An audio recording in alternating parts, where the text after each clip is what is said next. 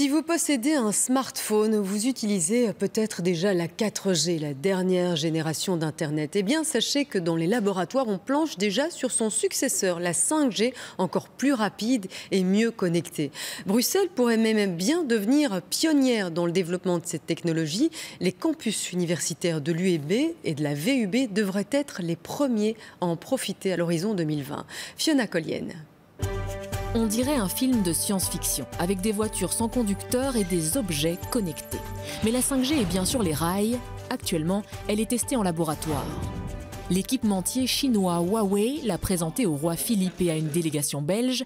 Il espère une commercialisation en 2020 pour ce qu'il appelle l'Internet des objets. D'ici 2025, il y aura des millions d'objets connectés dans le monde, grâce à la technologie 5G. Il ne s'agira plus simplement de connecter des gens, mais aussi de connecter des choses, des objets. Les industries seront connectées entre elles à une vitesse qu'on n'a encore jamais vue aujourd'hui.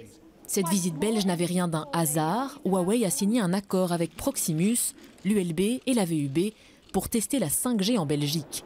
Ça se fera ici. Nous sommes à Bruxelles, entre les deux campus.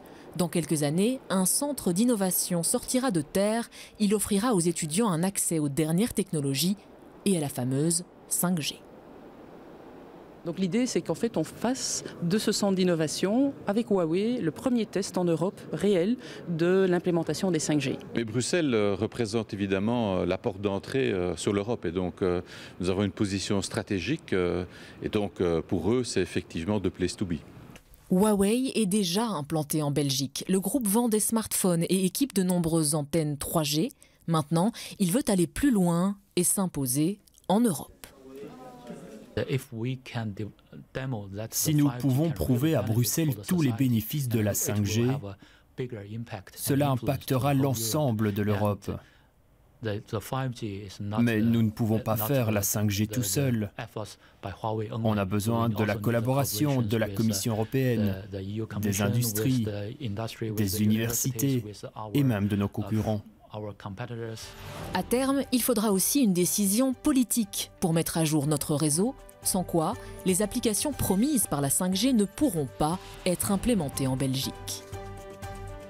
Il va falloir en tout cas densifier le réseau, remplacer l'infrastructure existante, mais là on pourra réutiliser les points hauts notamment existants. En revanche, la densification du réseau pour des applications critiques temps réel comme celle évoquée sur l'automobile sera nécessaire. La 4G avait été annoncée en grande pompe, mais à Bruxelles, son déploiement a été chaotique. La capitale connaît ses limites, mais cette fois, elle rêve de ne pas rater le train de la 5G.